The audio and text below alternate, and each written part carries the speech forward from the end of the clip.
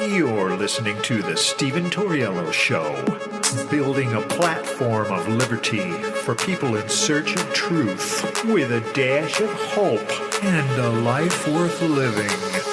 The Stephen Tauriello Show. And now, here's Stephen.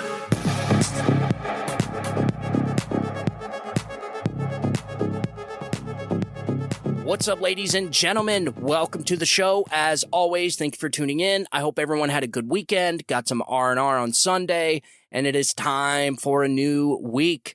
And yes, Mondays suck. Everybody knows that. But don't feel bad.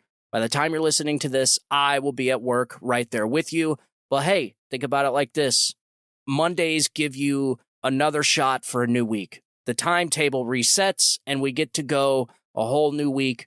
And so if you had a bad week last week, hopefully it's better this week. It's weird how we live our lives 1 week at a time. I don't know if it's, embedded in our human DNA or what, but it seems we do live our life 1 week at a time. You would think it would be 1 day at a time, but no, it's more, I think it's probably a universal thought that we live cycles 1 week at a time. We live our lives 1 week at a time. I don't know. That's a good question. Maybe something we'll look into. Pretty interesting. So we got a lot of stuff to talk about. A lot of stuff happened over the weekend. You had the acquittal of Ken Paxton, Attorney General Ken Paxton in Texas. This guy is an absolute Viking for the conservative movement. This guy was amazing. And listen, the Bushies and the Romneys and the Chris Christies, the old school Republicans, the feckless, worthless, spineless people, the Republican politicians that allowed the left and the Democrats to move this entire country and our culture to the left. They don't want to lose their party, and they see they're losing it, and they're trying desperately to hang on to it. That is why even Republicans target Republicans. Yes, you do not see this type of behavior on the Democrat side. Democrats do not go after their own. They just don't, unless they see that they are a threat to the Democrat movement, like Tulsi Gabbard, who's another one, the Van Jones guy. If they betrayed the Democrat Party, then yes. But even then, they don't go after them as bad as the Republicans go after Republicans. So Ken Paxton was brought up on some BS impeachment charges, 16 charges with absolutely no evidence whatsoever. So they actually got the FBI involved. Go figure. They are weaponizing the FBI to bludgeon anyone that is a threat to their regime. So that happened over the weekend. But there's a lot of other stuff I want to get into. And one of the things that we talked about a while back ago was the Gretchen Whitmer kidnapping plot. This was, I would say, probably the little January 6th. This was the warm-up to the January 6th Fedsurrection, the false flag operation conducted by the United States government against its own people on January 6th in our nation's capital. The Gretchen Whitmer kidnapping plot that happened in Michigan, I think, was a warm-up and a test run for January 6th. It very, very similar circumstances, very similar. And unfortunately, I do think it nabbed a couple, but all of them, as of right now, these were the last three cases that were a part of the Michigan Governor Whitmer kidnapping plot, and it's done. And look, it was no doubt a ginormous case of entrapment set up by the FBI. So imagine that. Our own institutions, our own taxpayer-funded intel agencies are now targeting Americans inside the country, and not domestic terrorists, not anybody that wants to blow anything up, but Trump supporters. Go figure. Anybody that says they support Trump is now considered a domestic terrorist in the eyes of the FBI. This is what happens when you have a government-run institution that has too much money, too much time, too much overhead, and not enough things to do. They end up turning their sights on regular Americans. They gained a lot of this power after 9/11, and it's just unfortunate that the Patriot Act ever got through. But they used, just like everything else, they used a crisis to their advantage. So they knew that the Patriot Act would have never got through if not for the tragic event of 9/11 that scarred everybody in this country, anybody that was living. It's really wild that every single person you talk to about 9/11, if they were alive at the time, They know exactly what they were doing and where they were at.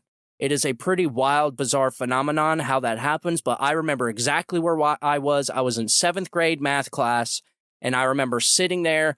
The math teacher walked out of the classroom, talked to another teacher, then ran inside, turned the TV on, put her hand over her mouth and said, "Oh my God." And my math teacher was just going berserk, was running out of the classroom, running down the hall to another teacher. They were yelling, and they both came back into the classroom, and then they just kept saying, "Oh my God, oh my God." As kids in 7th grade, I have to say, it really didn't impact me at the moment. I was just like, what is this? This is crazy. Like, this skyscraper just fell down, because at the time we didn't know it was terrorist attacks. I thought at the time it was just a giant fire. I didn't know, because I didn't know a plane ran into it until later on. I mean, a little later, like 10, 15 minutes later. And then when the second plane hit, that's when everyone knew, okay, this is a terrorist attack.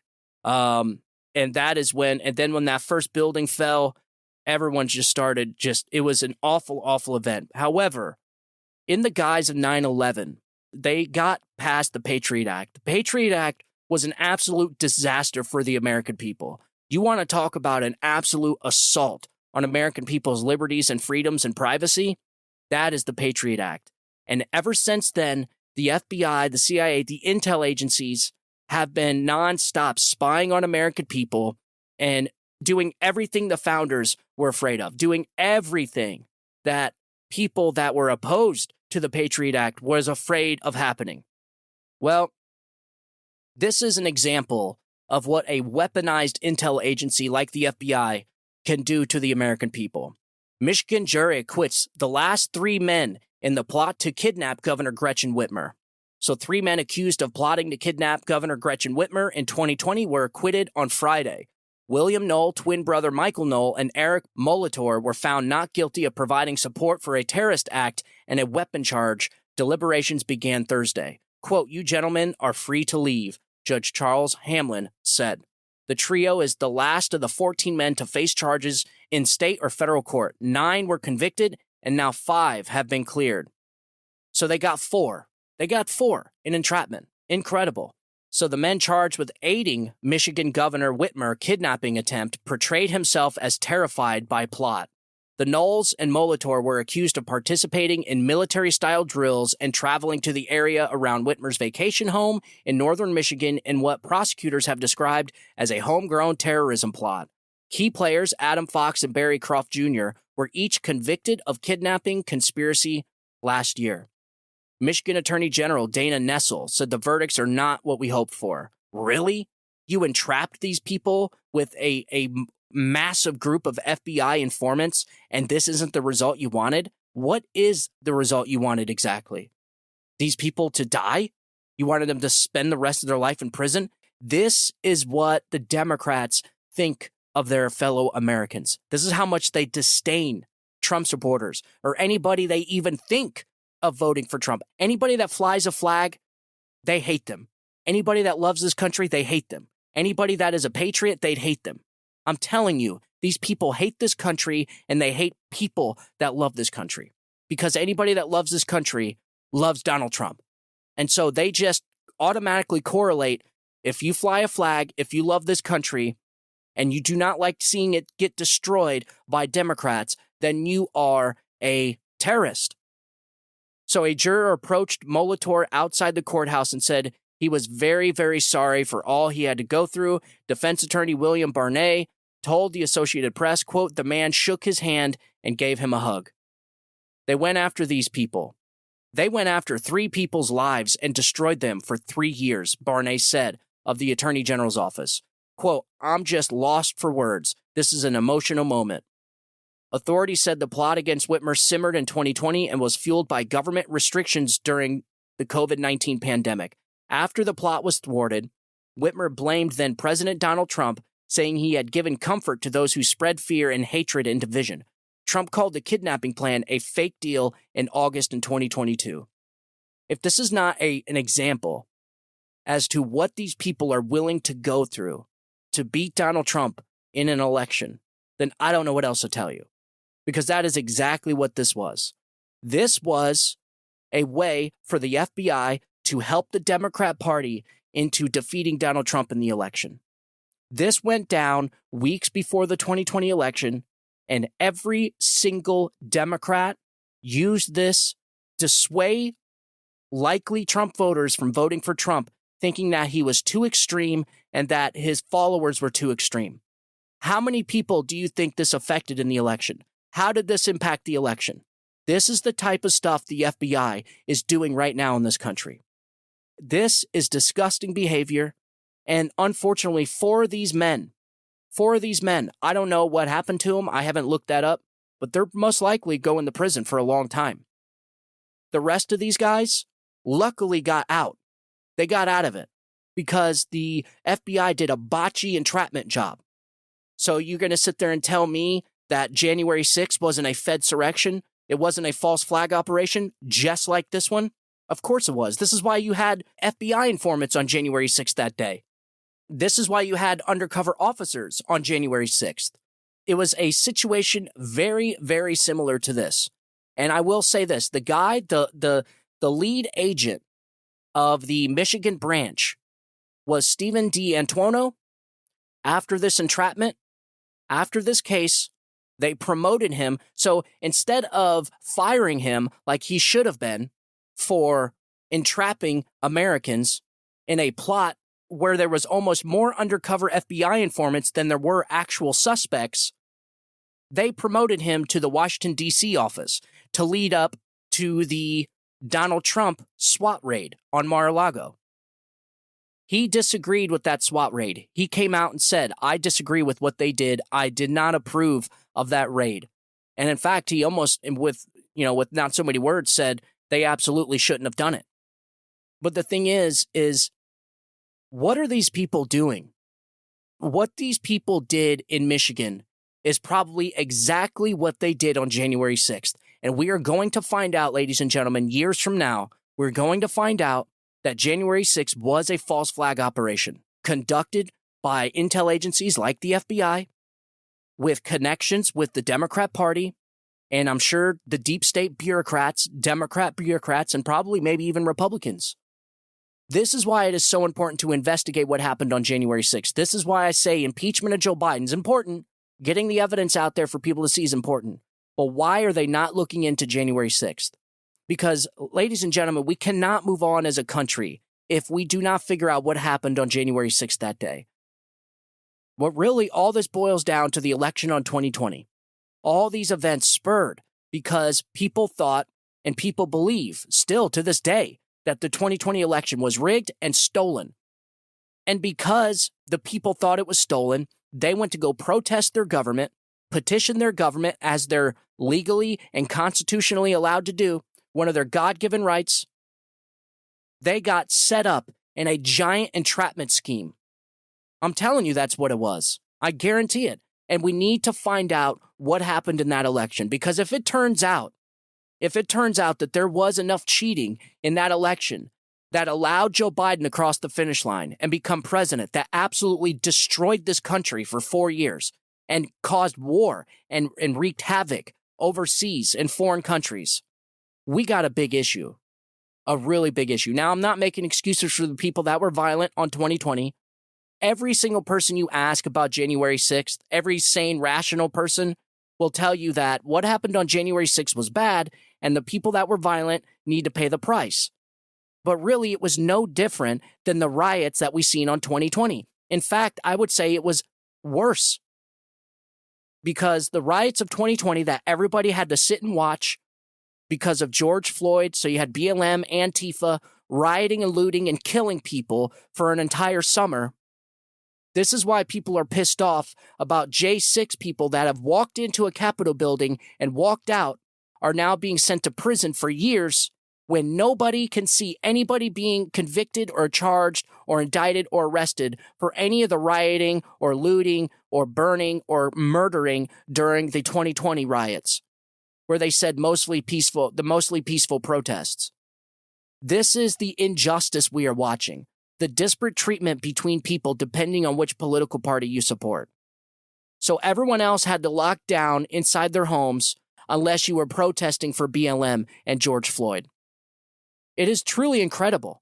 We're watching our justice system be politicized by politicians and deep state actors, the bureaucracy, this fourth branch of government that these corrupt people, these corrupt bureaucrats have created for themselves. And they use the intel agencies like the FBI to destroy political movements like the MAGA movement. And how they did it was with January 6th. We still to this day don't know how many informants were at the Capitol that day. That should be the very first thing the American people know. Why are these types of operations being conducted on American people?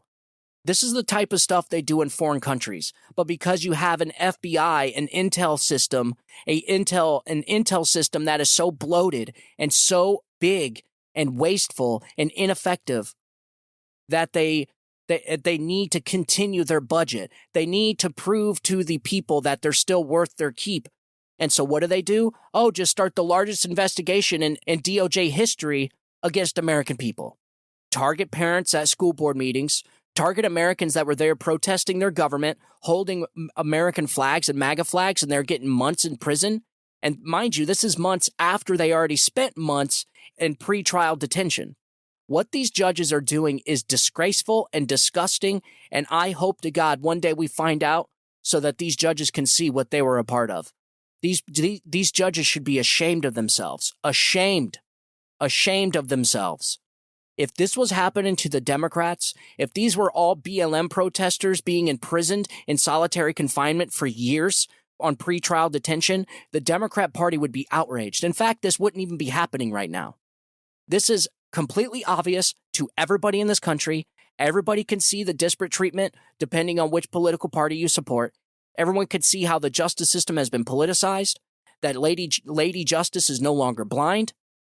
And look, this is just one of the things that needs to happen in 2024. This is just one of the reasons why we must defeat the Democrats in 2024. I don't care who it is, Donald Trump, Ron DeSantis, or both. I don't care. But the deep state, these intel agencies like this corrupt FBI, it's not all of the FBI agents. You know, it's not all of them. A lot of these people love this country. I'm talking about the ones that approve of SWAT raiding former presidents' homes for political reasons. I'm talking about the leadership, the bureaucrats that conduct false flag operations on American people, all the undercover FBI informants that were at January 6th. Those people need to be fired. Everything needs to be revealed to the American people exactly what happened on that day. But we don't. Everything's in the dark. Like a complete blackout, like nobody's supposed to know what happened. And you still have people being arrested around the country for something happened 3 years ago. You still have what seems to be the country's largest manhunt for people that just went to the Capitol, showed up, and now they're going to prison for years. You have some people that weren't even there, like this Enrique Tauriello guy. I don't even know who he is, the Proud Boys leader. Wasn't even there, just got 22 years in prison. And he's sitting there warning the American people that they are coming after Trump, and then after Trump, they'll be coming after the rest of us. He is warning people that they are going to do to everyone else what they did to him. And you say it can't happen, but it will. It's just a matter of time. This is not a Republican-Democrat thing. This is a system versus the American people. They see the American people that just want to get their country back from these corrupt people. They see them as a threat. And the way they get control is exactly what you're watching happen right now. You have this massive corrupt DC swamp that is so powerful and so big that nothing can stop it except for our democracy, except for our elections. And I'm telling you right now, if Democrats win, we may never have safe, secure elections again. And so I just found this article to be disgraceful, how years down the road we find out that the WHITMER plot, the kidnapping plot that they used to bludgeon Donald Trump and his supporters was all a damn entrapment scheme and ruined 13 people's lives. Ruined them. You know how much money it costs to defend themselves against this? Millions of dollars. These people's lives are ruined, and in some cases will never be the same because 4 of these guys got locked up and are still there, and who knows for how long.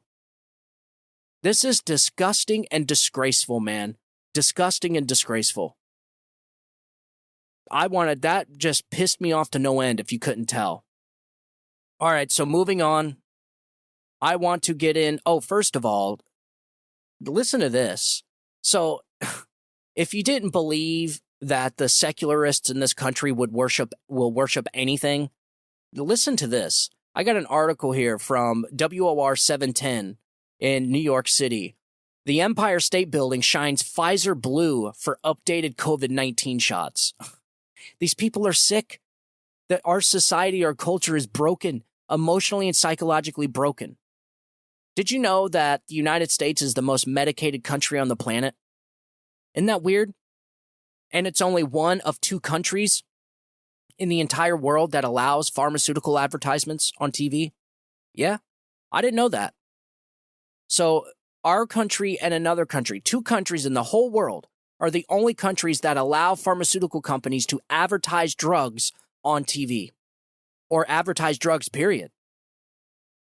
So I got this article here just real quick. Seems like COVID's everywhere again, but here's good news from Pfizer. This season's updated COVID-19 shots are now available for ages 6 months and up, and they're designed to help protect against recent variants. That is why today at 8 p.m. the Empire State Building turned its iconic building blue to announce that the CDC recommends everyone 6 months of age and older to get this season's updated COVID-19 shot. The blue light symbolizes our gratitude and appreciation for the updated vaccines and all those who made it possible. Folks, I swear, I feel like we're living in some kind of novel, dude. I feel like we're living in some kind of George Orwell's novel. We have buildings lighting up for the celebration of a COVID-19 shot from Pfizer. Mind you, Pfizer used taxpayer money to develop a vaccine and then made billions and billions of dollars in profit that they get to keep. This is what happened during the pandemic is the most egregious thing we have ever seen in this country. Ever. Not just in modern history, ever. What they did during the pandemic should never, ever be forgotten. Ever. Don't forget that they made people die alone, away from their families. Don't ever forget that they put infected patients into nursing homes, causing the deaths of thousands of people. Don't ever forget that they mandated vaccines and masks. Don't ever forget that they mandated masks and told you to stay in your home while people like Nancy Pelosi went out without a mask and got her hair done. Another one, the California governor, Gavin Newsom, don't ever forget that while he mandated you to stay home and shut down people's businesses that pretty much destroyed their lives, he went out to go eat dinner. He went out to go party with friends. Don't ever forget the most egregious things these people done, including politicizing the pandemic in order to defeat Donald Trump in the election, putting the death tickers at the bottom of the screens, so that every single hour on the hour, people could see how many people have died as they're talking about Donald Trump's horrible response to the COVID pandemic. You don't think that impacted people's voting decision? Of course it did. These people politicized the pandemic to bludgeon their political opponent. They never let a crisis go to waste, ever. They went around and changed election laws unconstitutionally in some states against their state legislature by the governors to weaken our election system, and then have the audacity after the election's over, weeks after the election was supposed to be over, they have the audacity to come out and tell the American people it was the most secure, safest election in U.S. history. And now, years down the road, we're starting to find out just how much fraud there was in the election. They're trying to tell you that, oh, there was fraud, but not enough to overturn an election. While at the same time, the American people know that Donald Trump lost by 42,000 votes in 3 or 4 different states. As if it was just too big of a gap for any type of fraud to overcome. Like, these people, I'm telling you, they hate us. These people are such frauds and such phonies. I don't think they should lose the election just for their response to the pandemic. It is a disaster. What they did was wrong. I could go out 1,000 things that they've done wrong. Most notably, the censorship. They censored people that were trying to give their fellow Americans information that may have saved their lives. How many lives did that censorship cost? How many? When you're censoring doctors and virologists that are trying to tell the American people, trying to give the American people information, and you censor them so that the American people don't get their information and they die, why is nobody held accountable for that?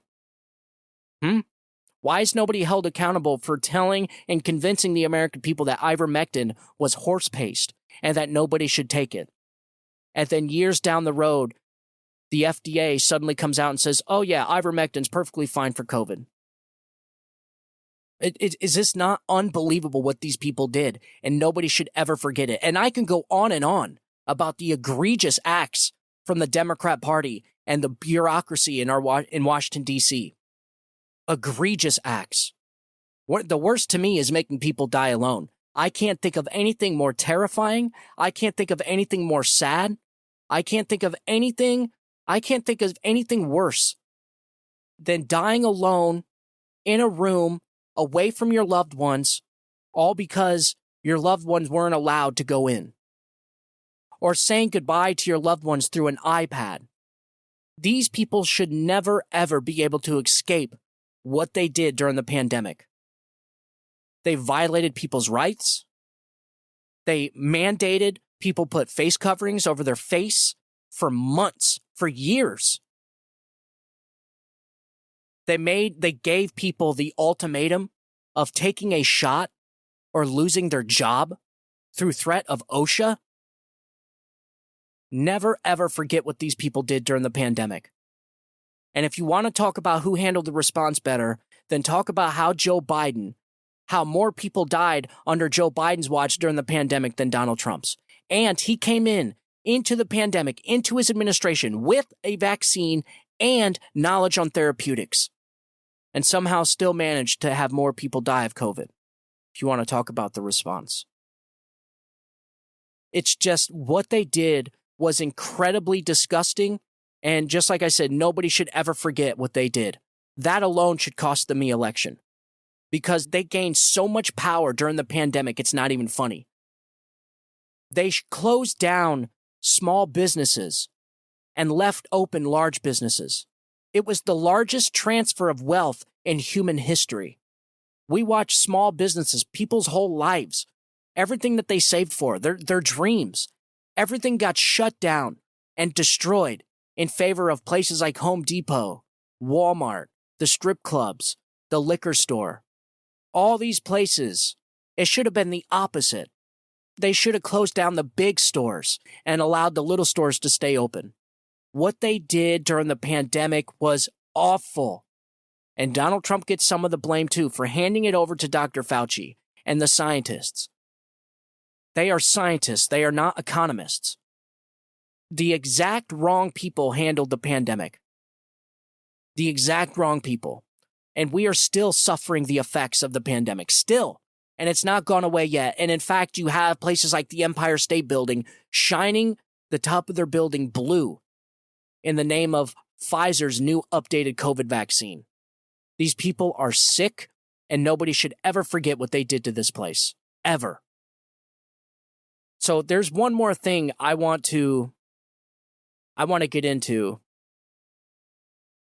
And so speaking of the deep state bureaucrats, this corrupt system in our nation's capital, the Biden administration's getting scared. The Biden administration's getting real scared Donald Trump can win. And I got proof. So the Biden administration is essentially Trump-proofing the federal workforce. So I got an article here from the New York Times. The Biden administration aims to Trump-proof the federal workforce. Now, I'm going to read through this, and you tell me which part sounds bad about any of this. This is essentially like, this is how you know the New York Times is so tone deaf. They just don't get what the American people are looking for. They don't understand what America First people are looking for, what the American First people want out of this country and out of their leadership. They don't get it. They don't understand.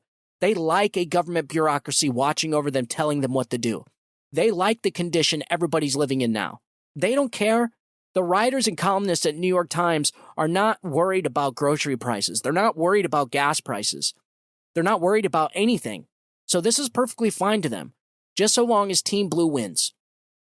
They don't want to get rid of this Leviathan.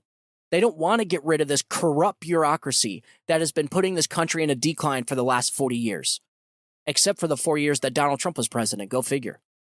They don't want to get rid of it. They want it bigger, more powerful, so that it can have more oversight of the American people. They want more. They don't want less. They want bigger. They don't want smaller. So when President Joe Biden took office, he swiftly canceled an executive order his predecessor Donald Trump had issued that could have enabled Trump to fire tens of thousands of federal workers and replace them with loyalists. Loyalists, or maybe America First people? This is where they get it twisted. They try and pretend like all Trump supporters worship Donald Trump like he's a god. This is what they don't get, man. They don't understand. With or without Donald Trump is irrelevant in all of this, and they don't see that. And honestly, I don't see anything wrong with this. Good. The federal workforce should be able to be fired. If they're arresting and entrapping Americans, they should be fired. But Democrats never succeeded in enacting legislation to strengthen protections for the civil service system as a matter of law. Ooh, the civil service system. This is their word games, folks. This is how they do it. This is how they play the game. Word games. This is what they do. They are masters at weaponizing the language. Masters. They mastered this years ago. So now, with Trump seemingly poised to win the GOP nomination again, the Biden administration is instead trying to effectively Trump-proof the civil service with a new regulation. So I don't know. Are they saying the quiet part out loud? Are they essentially saying they know Donald Trump's going to win because Joe Biden sucks that bad? If Joe Biden was doing good right now, if everybody's paychecks were great, if everybody's groceries were cheap, if inflation was low, their gas was cheap, if everybody's quality of life was improving, Joe Biden would probably win re-election. In fact, you wouldn't even see all the hysterics out there right now about this administration. People are more than willing to go on with their lives, just so long as their government has their back. But we don't. We have a government that's hurting us. We have a government that's putting this country in decline. And so this is when the American people step up, because the American people are not dumb. The American people know exactly what is going on. They may be panicky, they may be gullible sometimes, but the American people as a whole are not dumb. They really aren't. They know what needs to be done. They know that this country's in debt. They know, they can see with their own eyes this country's in decline. They know something's not right.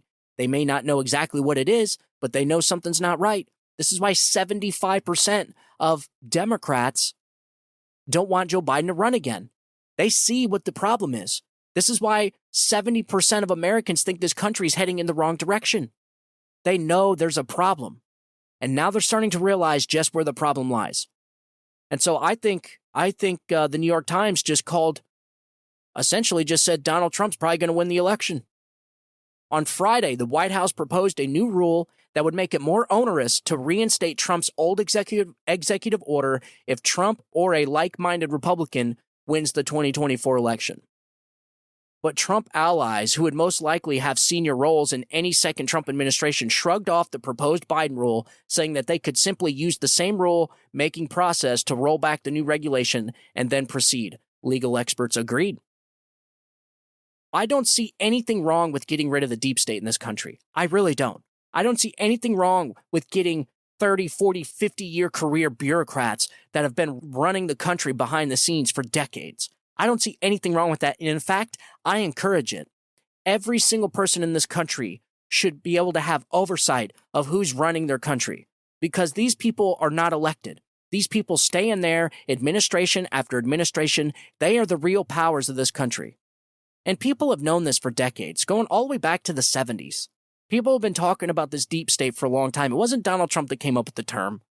They've been talking about the deep state bureaucrats, the deep state bureaucracy for a long time. I have no problem with getting rid of people like Alexander Vindman. I have no problem with slashing the government by 75%. You wouldn't even blink an eye. Nobody would even notice the thing is shut down. And this is why I support a government shutdown coming up. Shut it down. Shut the whole thing down. I don't care. I don't care. McCarthy needs to grow balls, grow a spine, and get in there and be willing to shut this thing down. Do not show your cards, dude. You go in there and say, I want this, or the whole damn thing's getting shut down. Ron DeSantis agrees. Donald Trump disagrees. Donald Trump says don't do a shutdown. They're in political mode. So is Ron DeSantis, but Ron DeSantis gets it. This is not something Republicans agree on unilaterally.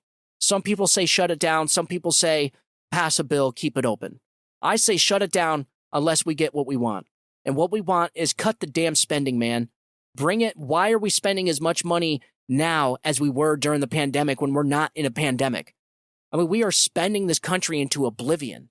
And what, the American people are just supposed to sign off on it every single year? The American people are supposed to be just okay with it? Okay, yeah, sure. Nobody does that in their own household. Nobody sits there and max out all their credit card, max out all their income, and then calls the credit card company and says, hey, I need a credit line increase. Nobody does that. People know that the government spends too much money. Billions and billions, trillions of dollars. We're in $32 trillion in debt. We are in a $2 trillion deficit, which means we're spending more money than we're even bringing in, and we're bringing in a record amount. We're bringing in more money now than ever before. It's truly incredible how these people can't see it. But then again, they don't care. The bureaucrats, the bureaucracy, the deep state, they don't care. They have their money. They have their pensions and 401ks. They don't care. They don't care how much money you spend in gas. They don't care how much money you spend in groceries. They don't care. Most of them don't even do their own shopping. They don't care. This is why you see such a deep-rooted disconnection between the American people and the elite class, the leadership class. It is the first sign of a collapsing civilization. Ancient Rome was the same way. There was such a big gap in the ruling class and the regular citizens that there was just too much disconnection there. And people started getting pissed because their leaders started destroying their country and making their lives harder. And so you had rebellions, you had uprisings. This happens in every civilization, folks. This is why January 6th, everybody knows it's BS. Everybody knows. You're not going to sit there and tell the American people, you're not going to convince the American people that January 6th was worse than 9/11 in Pearl Harbor. You're just not going to do it. What you had was a lot of pissed off people because the bureaucracy that is destroying this country just cheated them out of an election. And so they were pissed. The founders gave them that right to be pissed. The founders gave them every right to petition their government. And then this government, this bureaucracy, has the audacity to lock them up in prison for years? These people are nuts. Unfreaking believable, man. So yes, I agree. Donald Trump, wipe the bureaucracy clean. Get rid of everybody. So the proposed rule addresses the move Trump tried to make late in his presidency by issuing an executive order known in shorthand as Schedule F. It would have empowered his administration to strip job protections from many career federal employees who are supposed to be hired based on merit and cannot be arbitrarily fired. While the order said agencies should not hire or fire Schedule F employees based on political affiliation, it effectively would have made these employees more like political appointees who can be fired at will. Good. Absolutely good. Yeah. Stephen D'Antuono, that set these guys up in entrapment in the Gretchen Whitmer plot, should have been fired. They promoted his ass. This is exactly why Donald Trump should be able to fire people. Career civil servants include professional staff across the government who stay on when the presidency changes hands. They vary widely, including law enforcement officers and technical experts at agencies that Congress created to make rules aimed at ensuring that air and water are clean and food and drugs and consumer products are safe. Folks, that right there is probably less than 1% of the bureaucrats that are in our government right now. You have think tanks there. You have people getting paid that nobody even knows what they do. You have people getting paid for sitting at a desk. I mean, there is so much waste and money in our bureaucracy. There is 2 million federal employees just in our bureaucracy. 2 million in Washington, D.C. I'm not talking about the military. I'm not talking about politicians. I'm not talking about staffers. I'm talking about 2 million federal employees. The bureaucracy has 2 million people in it. It's truly wild. The government is the only thing consistently growing in the last 60 years. They just hired 6,000 more bureaucrats. No, 60,000. They just hired 60,000 more bureaucrats in Washington, D.C. So the government is the only thing growing. And it is the only thing that's been growing consistently the last 60 years. It needs to be cut in half. It's spending way too much money. It's causing way too much damage to people's lives. And it's getting too big. Look, every company needs to trim the fat. Every company. Look at Elon Musk with Twitter. That guy went in there and fired 75% of his staff, and he says we're running optimally now. He said there was so much overhead there that he doesn't even know what half the people did. So he went in and fired 75% of the staff. And he says they run like a top now. Granted, people are saying that he makes the people work, he works the people to death, making them sleep there, but he takes care of them also. You don't hear too many horror stories coming out of the Twitter employees now. Nope. But he's not paying people to just go drink coffee and sit in meetings all day. So if Elon Musk can do it, that's exactly how our government should be ran. Our government, and everyone's been saying this for decades, our government should be ran like a Fortune 500 company. This is the problem with government, is they just have unlimited money and they can't fail. Just like with every government program, like the post office. Yeah, people say the post office isn't paid with taxpayer money, but it is when they get a bailout for $10 billion every 10 years. That's taxpayer money. And trust me, the post office has been in debt for the last 40 years. It hasn't been profitable for decades. Decades. And so how is a company, how is a service, they call it, still operational when it hasn't made a profit for decades? The taxpayer. These are the types of things that need to be trimmed, man. Trim the fat. My God, everybody since John Lennon.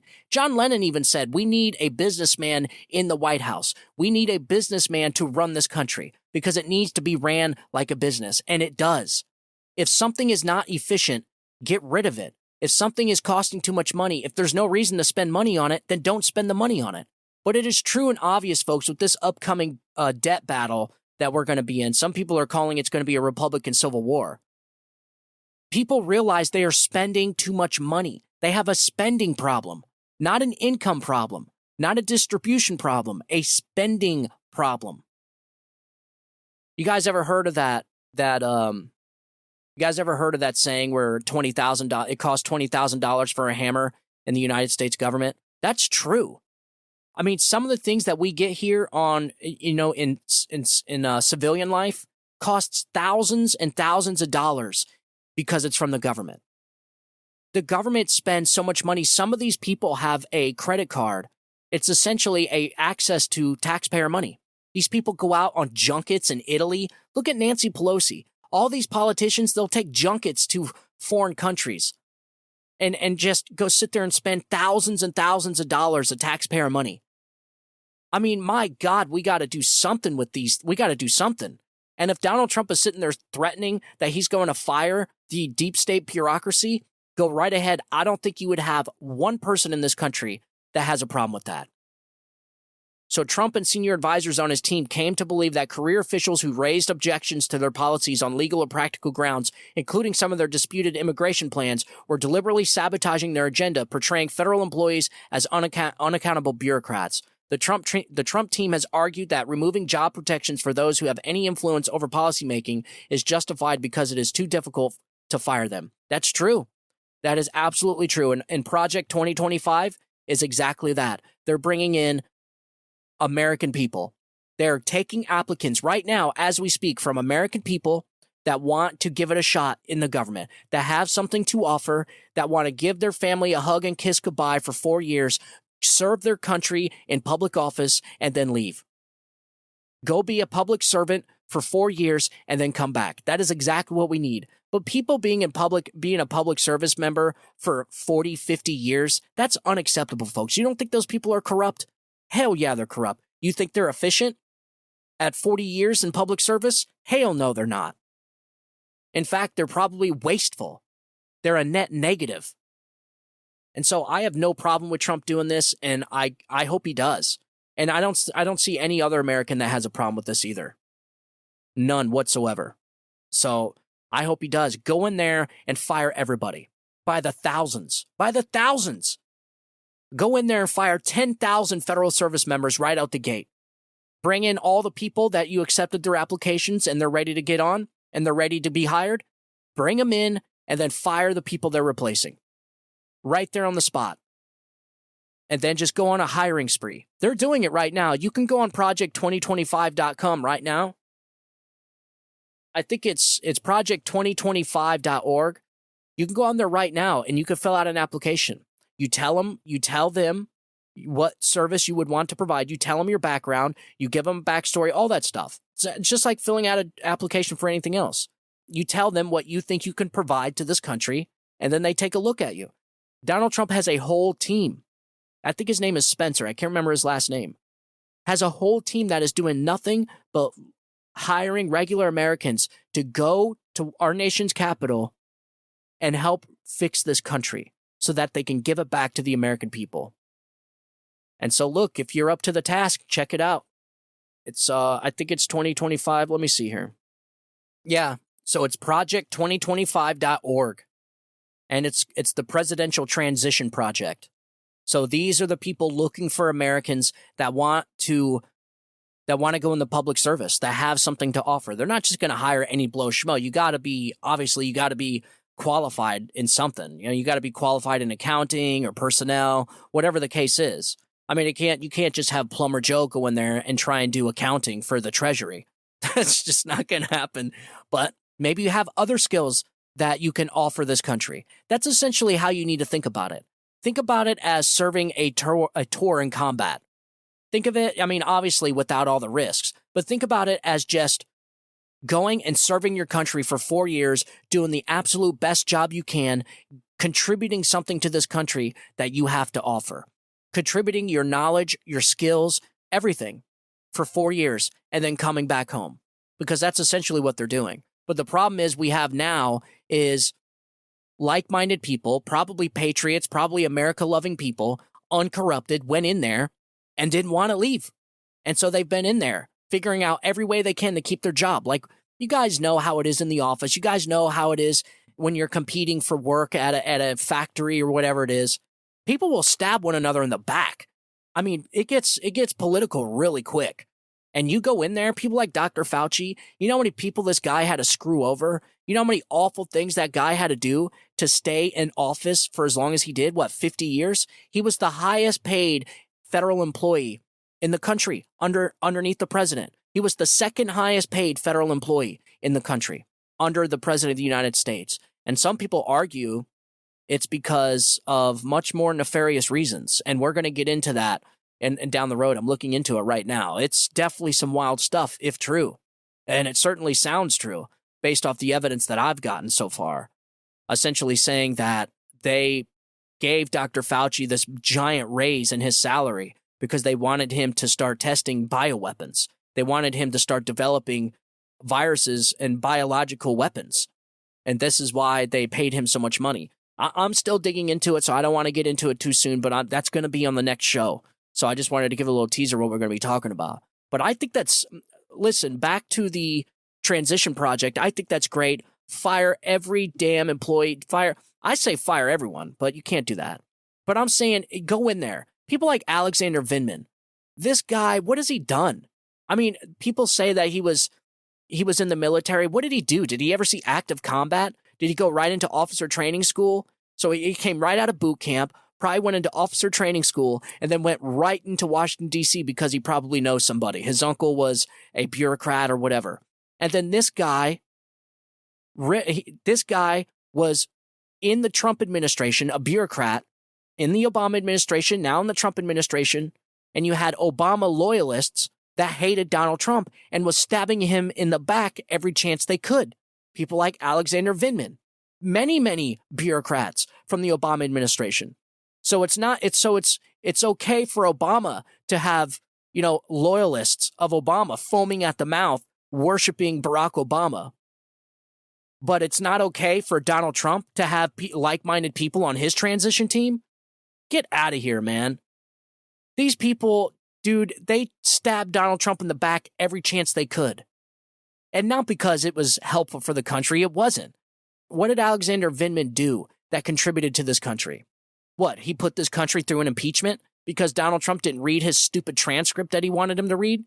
And then this guy has the audacity to start a middleman company for the weapons transfers in Ukraine. I mean, it's just truly incredible stuff. That is exactly the type of stuff I'm talking about. So Obama loyalists tried to overthrow a duly elected president.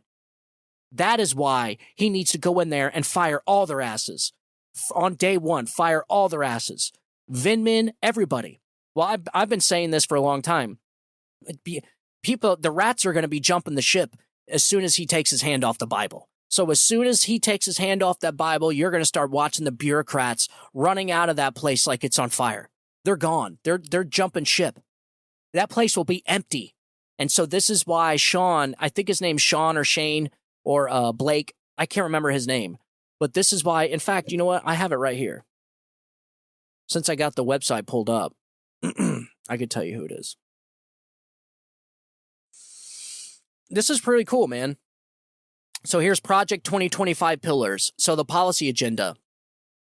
Building on the legacy of mandate for leadership, this comprehensive policy guide for the incoming presidential administration will offer specific proposals for every major issue facing the country, pulling from the expertise of the entire conservative movement.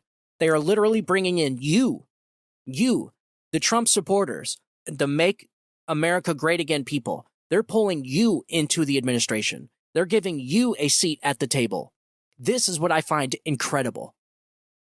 And so, you know, I didn't know this, but during the Trump administration, they had this giant whiteboard in the Oval Office, I guess. And on this whiteboard, they took the issues that they polled Americans were having, all the major issues in the country. And I think it was Mark Meadows that said this. I was watching a documentary. And he said on that giant whiteboard, they had all the issues facing Americans, whether it's inflation, whether it's taxes, whatever it is. I mean, there was a ton of them. And Mark Meadows said that he literally remembers Donald Trump and his administration, the people at the top that were helping him get this country back on track, literally marking out the issues one by one by one as they got them completed. It was an awesome, you know, I didn't word it as good as he did, but they were literally standing in the Oval Office and said, okay, tax cuts, check mark, and they would mark it out. Then they said, okay, justice reform, First Step Act, marked it out. Then they said, okay, how about the farmers? And whatever they do with the farmers, they would mark it out. So they were literally tackling the issues that the American people had. It was truly incredible. Something I've never read about or seen from a presidential administration in my life. And so I thought that was amazing. And that's exactly what we need again. Where you, the American people, the conservatives, the people that love this country, the patriots, you get a seat at the table. You get to decide the direction this country is going in. The American people have a say-so for once in their lives how this country is ran. I think that is incredible. And I hope it's a trend that lives on in our conservative presidents forever. So personal database. So the most comprehensive policy agenda will have only limited impact without the right people in place to implement it. The project will cast a net across the country to identify conservatives from all walks of life to serve in the next conservative administration. And then right underneath it says interested in applying, ? So you would click on that if you want to apply. And I don't know what the application process looks like. We'll just look at it. So presidential personnel database, want to be considered for positions in our presidential administration? Submit your resume today to be included in the personal database. Please fill out the questionnaire below and upload your resume for inclusion in the 2025 Presidential Transition Project Talent Database if you would like to be considered for positions in a presidential administration. Project 2025 is the effort of a massive coalition of conservative organizations that have come together to ensure a successful administration begins in January 2025 with the right conservative policy. Recommendations, like this is great, dude. This is great. And then they have a submit your application below, or submit your resume below. And so you scroll down and then training. So to turn this talent pool into effective conservative administrators, the project will bring together experts who have served in prior administrations and can share their knowledge through workshops, seminars, online videos, and membership. So you're going to be getting trained by people like Steve Cortez. You're going to be getting training from people like Donald Trump, possibly. You're going to be getting training from the people you know. You're going to be getting training from the best people in the world to contribute what you have to offer to this country for 4 years and then go back home. I think it is the most incredible thing. I would probably, I would be ecstatic. I may just submit my resume. And then they have a 180-day playbook. So here's their 180-day playbook. The time is short, and conservatives need a plan. The project will create a playbook of actions to be taken in the first 180 days of the new administration to bring quick relief to Americans suffering from the left's devastating policies. Wow, incredible. Yeah, his name's Blake, and you can contact him here. This is great, man. I think it's great. I wanted to share that with you. So look, if you guys have something to offer, you've heard it here. If you have something to offer, if you want to help this country and you want to make a difference, go to project2025.org, send in your resume, and enter the personal database. Maybe they'll pick you, and maybe you will be a part of something spectacular. You will most definitely be a part of history. That I can promise you when Donald Trump wins. All right, so one last thing I thought was really cool. I wanted to end the show off, since it's a Monday, I wanted to end the show off with something a little bit easy. Nothing crazy, since we've been going crazy the whole show. So I wanted to kind of ease it up a little bit. And so NASA detects molecule on another planet that can only be produced by life. This is incredible. So NASA scientists have detected evidence of possible life on a planet over 100 light years away. I don't know how they do this. This is insane. The space agency's James Webb Space Telescope discovered a molecule called dimethyl sulfide, or DMS, on the distant planet, which on Earth can only be produced by life, according to a report from the BBC. Quote, on Earth, DMS is only produced by life. The bulk of it in Earth's atmosphere is emitted from photoplankton in marine environments. University of Cambridge professor Niku Madhusudan, who led the research, told BBC. This is pretty cool. So the discovery marks the first time astronomers have detected possible DMS in a planet orbiting a distant star, according to the report. Along with the discovery of DMS, NASA researchers said they have also detected methane and CO2 in the planet's atmosphere, a sign the planet could be the home of a water ocean. The planet, named K2-18b, is located about 120 light years away and is almost 9 times the size of Earth. The distant planet had already ticked all the boxes researchers generally look for when evaluating whether a planet can support life, including its temperature, the presence of carbon, and potentially liquid water. Confirmation that the planet has DMS would be a huge deal, Madhusudan told the BBC, adding that more research will be needed and that he feels a responsibility to get this right if we are making such a big claim. The James Webb Telescope evaluates distant planets by analyzing light that passes through their atmosphere, which contains chemical signatures of molecules. The details can be deciphered by splitting the light into its constituent frequencies, rather like a prism creating a rainbow spectrum. If parts of the resulting spectrum are missing, it has been absorbed by chemicals and the planet's atmosphere, enabling researchers to discover its composition. NASA's Hubble telescope originally detected the presence of water vapor on K2-18b, leading to the planet being studied by the Webb telescope. Despite the cautious optimism, Dr. Robert Massey, the research and deputy director of the Royal Astronomical Society in London, told the BBC he was excited by the possible discovery. Quote, we are slowly moving toward the point where we will be able to answer that big question as to whether we are alone in the universe or not, Massey said. I'm optimistic that we will one day find signs of life. Perhaps it will be this. Perhaps in 10 or even 50 years, we will have evidence that is so compelling that it is the best explanation. This is awesome, man. Dude, the James Webb Space Telescope is wild. This thing, think about that, folks. It can detect the chemical signature in the atmosphere of a planet 100 light years away. That is crazy, man. So this is why I love astronomy. I love astrophysics. I love all this stuff. I wish I could talk about that all the time. 100 light years is the distance light travels in 1 year. So light travels at 186,282 miles per second in a vacuum. That to me is wild, man. 186,282 miles per second. So if you want to know how fast that is, flip off your bedroom light and then flip it on. It almost seems like it's instantaneous, right? It's not. It is actually moving at a speed, but it's moving so fast and you're so close to it that it seems like it's instantaneous.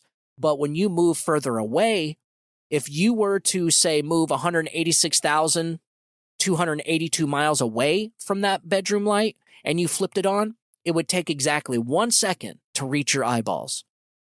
And so I hope that put it in perspective and explained it to you better. So 100 light years away, and this telescope can detect the chemical signature in the atmosphere of a planet, is mind-blowing to me. So the light that the telescope was receiving is actually light that happened 100 years ago. So for instance, the light when you look up at the sun, the light that is reaching your eyeballs is actually 8 minutes old. Wild, right?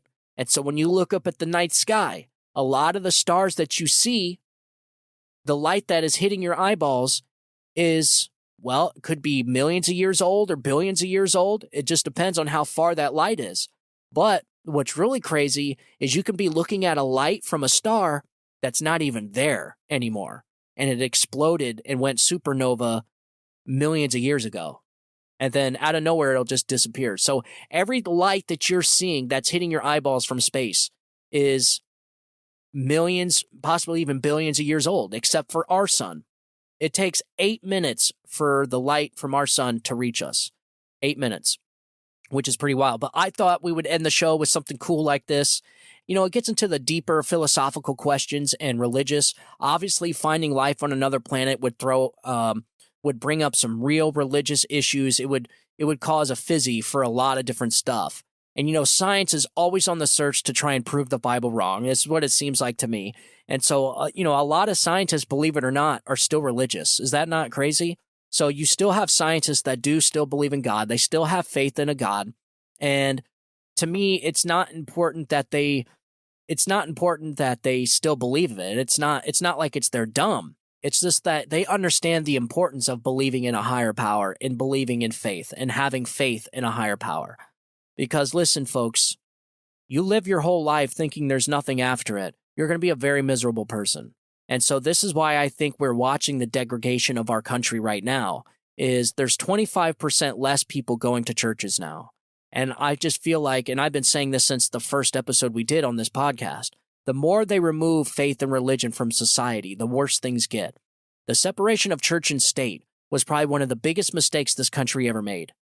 By taking church away from schools was very, very dangerous, is very damaging to this country, very damaging, because it's not the fact that you believe in a higher power. You know, a lot of people that, you know, the secularists or the atheists, you know, they'll sit there and say, oh, you're dumb believing in God. It's a dumb thing to believe in, like almost like you believe in ghosts. Or they essentially think that they're smarter than people that believe and have faith in God and religion.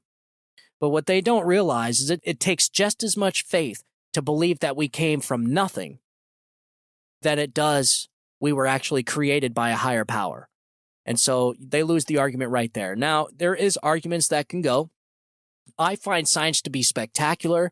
I would love the notion that there was life created on another planet, because to me, God created the universe and everything in it. And so if there is life on another planet, that also would be created by God. And it's not as, you know, believing in God isn't as important as to why you believe in God. When you figure that out, that is the important part. Having faith in God or having faith in a religion does a lot more than just you praying, waking up and saying you believe in God, but actually understanding why you believe in God is really important. And there's nothing better than living your life by the 10 Commandments. This is what I find funny is, you know, a lot of the Democrats, the fascist leftists, they embrace separation of church and state. And in fact, they want religion moved from our government. They say our religion influences our government too much. But these people don't realize is that they follow the 10 Commandments already. And so they're sitting here saying that, oh, 10 Commandment, kids shouldn't be forced to learn the 10 Commandments. But it's like, wait a minute. But every single human being follows the 10 Commandments every day of their life. The 10 Commandments are not like some deeply religious thing. It says the basic things in a civilized society. Don't murder. Don't cheat on your wife. Honor thy father and mother. Don't steal. So all of it is already deeply embedded into our human DNA. It's just things that are bad to do. You see what I'm saying? So everybody is naturally embedded with the 10 Commandments. Everyone realizes it's not good to kill people. That's why even atheists believe that it's not right to kill people. Where do they get that from? If they're atheist, they get it from God. They just haven't found him yet. That's all. So I think they need to put God and religion back into the schools. I'm not saying they got to force kids to learn it. I'm just saying the separation of church and state needs to be removed. This is something that I feel very strongly about. I think the collapse of our society could all be delegated down to removing faith and religion from our society. And so the more religion is removed from society, the worse things get. Because I'm telling you, folks, there's nothing worse than waking up every day believing you don't have a purpose or meaning in life, believing that we're just here for a small point of time and there's nothing after. You would be a very miserable person, wouldn't you? And this is why Democrats are miserable people. Ah, you see now? You get it. All right, ladies and gentlemen, that is all for today's show. Thank you guys, as always, for tuning in. And I would really appreciate it if you shared the show with your friends and family. Let them know about what's happening in this country. We are trying to create an army of informed citizens because informed people make good decisions and uninformed people make bad decisions. Bad decisions like voting for Joe Biden. That's a bad decision. Just one example. I could think of a ton more. So I would really appreciate it if you shared the show with your friends and family. It really helps out the show. Also, you can follow the show on YouTube, follow the show on Rumble. If I get enough followers on Rumble, I can get my own URL. And so if I get my own URL to Rumble, then I'll have a website built. And so we can put our Rumble player on the website because I don't know how long the show's going to last on YouTube. I just don't. I mean, YouTube can pull the plug at any moment. And I'm afraid that if the show gets too big, they will. So we got to have some type of backup plan. So, yeah. So if you could follow the show on Rumble, follow the show on YouTube, and definitely follow the podcast. I really appreciate it. We got to get that. We got to get the numbers up there. And that certainly helps. We got to beat the algorithm. So if you know anybody that would be interested in learning about the stuff we're talking about, and even if they're not interested, give them the show. Just let them listen to the show, and maybe it'll change their mind. Who knows? You never know. But this is what we got to do. We got to be proactive in all this. And I got a lot of stuff I'm going to be talking about on the next show, which I'm going to be getting into right after this one. I just have a little bit more research to do about a couple things, and we're going to be getting into the next show. It's going to be pretty interesting. We're going to be talking about some court actions that have been taken, and most importantly, I want to talk about John Eastman. John Eastman is in the battle for his bar, his law license, and some of the things he's saying is wild.